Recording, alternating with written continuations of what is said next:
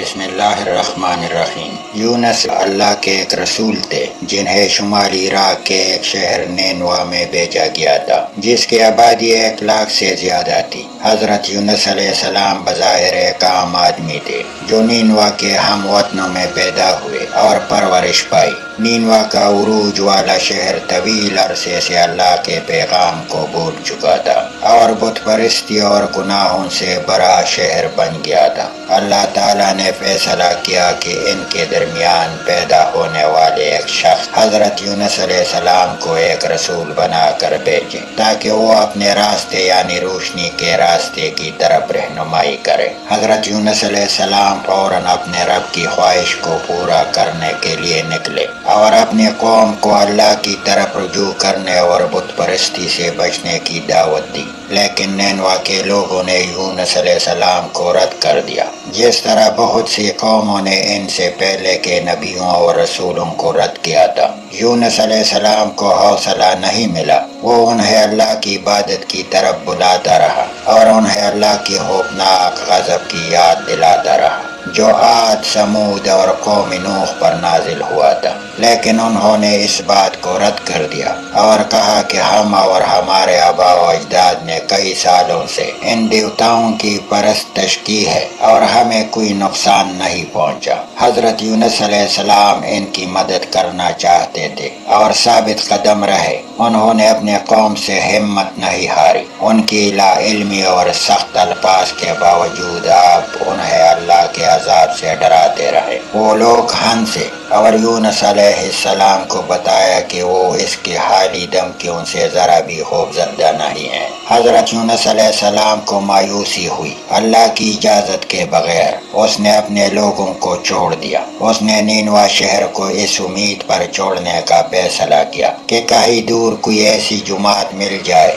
جو اسے قبول کرے اور اسلام میں داخل ہو جائے۔ نینوا کا پرسکون آسمان جل ہی غصے سے سر ہو گیا۔ مرد، عورتیں اور بچے خوف سے بھرے دلوں کے ساتھ پہاڑوں کی چوٹیوں پر اپنے اوپر آسمان کی لڑائی دیکھ رہے تھے۔ انہیں جل ہی یونس علیہ السلام کا اللہ کے عذاب کی تنبیہ یاد آ گیا اور وہ عاد، سمود اور قوم نوح کی مصیبت سے ڈر گئے۔ نئے ایمان کے ساتھ وہ گھٹنوں کے بل گر پڑے، ہاتھ پھیلا کر اللہ سے معافی اور رحمت کی بھیک مانگنے لگے۔ سچی توبہ کے اس مظاہرے سے متاثر ہو کر اللہ تعالیٰ نے اپنا عذاب اٹھا لیا، اپنی رعایا کو معاف کر دیا اور ان پر اپنے رحمت نازل فرمائے۔ جیسے ہی آسمان صاف ہوا، لوگوں نے اپنے پیارے نبی یونس علیہ السلام کی بحفاظت واپسی کے لیے دعا کی تاکہ وہ انہیں اللہ کے راستے پر چلا سکے۔ اسی دوران حضرت یونس علیہ السلام جو نینوا سے نکلے تھے، ایک چھوٹے سے مسافر بردار بحری جہاز میں اس نیت سے سوار ہوئے تھے کہ وہ اپنے قوم سے زیادہ دور سفر کرے۔ جہاز دن کے وقت پر سکون پانیوں سے گزرتا تھا، لیکن جیسے ہی رات ختم ہوئی، ایک طوفان نے جہاز کو وحشیانہ طریقے سے ہلا کر رکھ دیا۔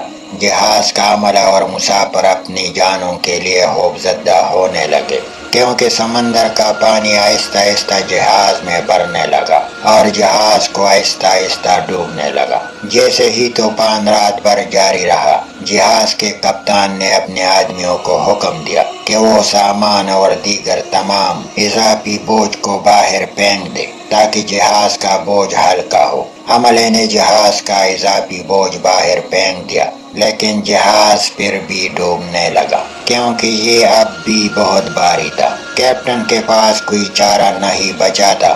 اگر وہ اپنے عملے اور مسافروں کی جان بچانا چاہتا تو اسے ایک آدمی کی جان قربان کرنی پڑی، جیسا کہ اس زمانے میں مردوں میں ایک عام رواج تھا۔ کپتان نے قراندازی کرنے کا فیصلہ کیا تاکہ قربانی کے لیے مسافر کا انتخاب کیا جائے۔ قراندازی کی گئی اور حضرت یونس علیہ السلام کا نام چنا گیا۔ وہ لوگ جانتے تھے کہ یونس علیہ السلام ایک جوان، نیک، ایماندار اور باربرکت آدمی تھا، اس لیے انہوں نے اسے نکالنے سے انکار کر دیا اور دوبارہ قراندازی ڈالنے پر رضامند ہو گئے۔ چنانچہ قراندازی ڈالا گیا اور یونس علیہ السلام کا نام دوبارہ سامنے آیا۔ مردوں نے پھر یونس علیہ السلام کو پھینکنے سے انکار کر دیا اور کہا ہم یونس علیہ السلام سے جان چھڑوانے والے نہیں ہیں، وہ بہترین آدمی ہے جو ہمارے پاس کشتی پر ہے، ہم اس سے جان چھڑوانے والے نہیں ہیں۔ چنانچہ انہوں نے تیسری بار قراندازی ڈالا اور یونس علیہ السلام کا نام تیسری بار ظاہر ہوا۔ لوگ حیران رہ گئے، لیکن حضرت یونس علیہ السلام جانتے تھے کہ یہ اللہ کا فیصلہ ہے، کیونکہ انہوں نے اپنے رب کی رضامندی کے بغیر اپنی قوم کو چھوڑ دیا تھا۔ چنانچہ یونس علیہ السلام نے جہاز سے باہر سمندر کے بیچ میں اندھیرے غصے والی لہروں میں چھلانگ لگا دی۔ جیسا کہ اللہ نے حکم دیا، سمندر کی سب سے بڑی مچھلی نے یونس علیہ السلام کو پانی سے ٹکراتے ہی نگل لیا۔ یونس علیہ السلام جو بے ہوش تھا بیدار ہوا کہ اپنے آپ کو اندھیرے میں لپٹا ہوا پایا۔ اسے یقین تھا کہ وہ اپنے قبر میں ہے، لیکن جیسے ہی اس کے حواس بیدار ہوئے تو اسے معلوم ہوا کہ وہ اپنے قبر میں نہیں بلکہ ایک بڑی مچھلی کے پیٹ میں ہے۔ مچھلی کے پیٹ کی گہرائی میں حضرت یونس علیہ السلام نے اللہ کو سجدہ کیا اور کہا، اے اللہ، میں تجھے ایسی جگہ سجدہ کر رہا ہوں جہاں سے پہلے کسی نے تجھے سجدہ نہیں کیا۔ پھر اس نے اللہ کو پکارتے ہوئے کہا کہ تیرے سوا کوئی عبادت کا حقدار نہیں، بے شک میں ظالموں میں سے ہو گیا ہوں۔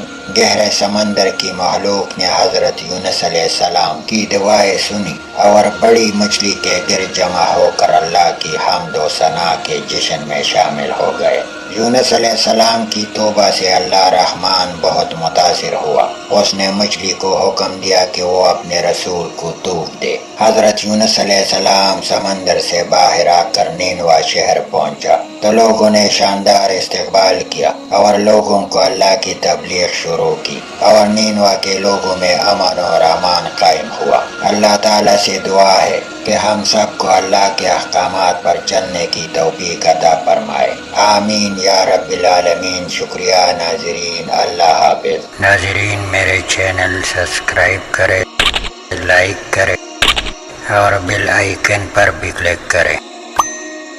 بہت بہت شکریہ، اللہ حافظ۔